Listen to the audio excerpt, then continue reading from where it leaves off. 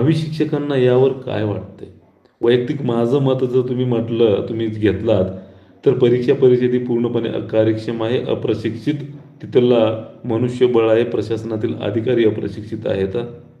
नक्कीच त्यांच्याकडे, कारण शिक्षक भरती हा विषय म्हणजे फार किचकट विषय आहे.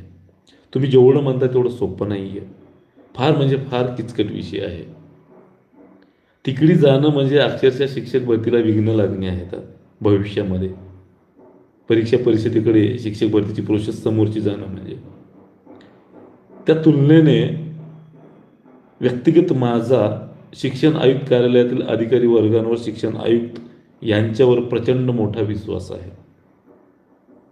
प्रचंड मोठा विश्वास आहे.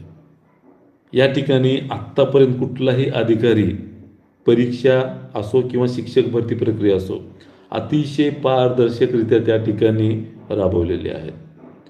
कुठलाही अधिकारी चुकीची